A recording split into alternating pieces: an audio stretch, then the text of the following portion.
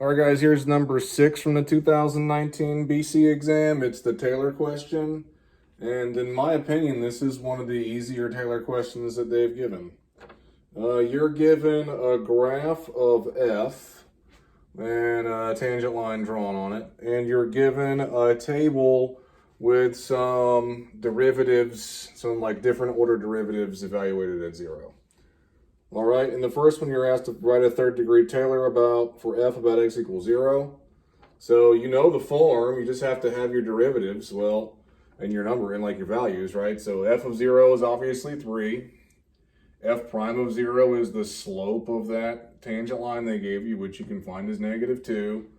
F double prime of 0 is from the table, and so is f triple prime, okay? So I said the third degree Taylor about x, you could call that a p if you want, it doesn't matter.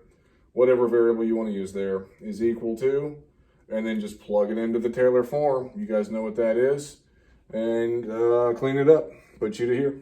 That's your final answer. Okay, part B, write the first 3 non-zero terms of the Maclaurin series for e to the x. So having that formula sheet handy for your exam might be helpful for something like this. So there's the first 3 terms for e to the x. That's probably a point. And then write the second degree Taylor polynomial for e to the x times f of x about x equals 0. So you just care about the x squared, x's in numbers, right? Because the degree tells you what the biggest exponent is. So I'm basically multiplying this and this together. All right, so, well, if you kind of like do your extended foiling, right, like 1 times 3, 1 times -2, 1 times 3 halves x squared, that's as much as I need there, right? If I went further, I'd have something too big, and then I move on to the x value, so x times 3 is 3x minus 2x squared. If I went again, I'd have something too big, so that's why that's just that guy. And then this piece here, well, he is an x squared, so x squared over 2 times is by 3. 3 halves x squared, and if I went further with him, I'd have too big of a value. And then I just combined like terms. So that was actually really easy.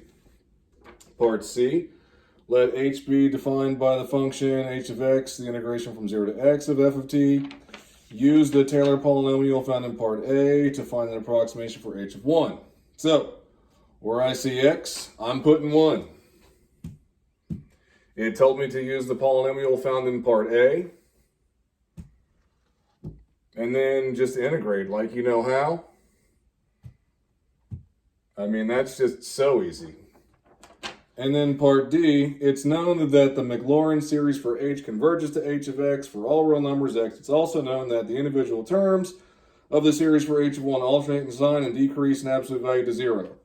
So they told you that stuff just to let you know you can use the Lagrange error bound test. So when you start seeing those words, that's probably what it means is coming. Use the alternating series error bound to show that the approximation found in part C differs from h of 1 by at most 0.45.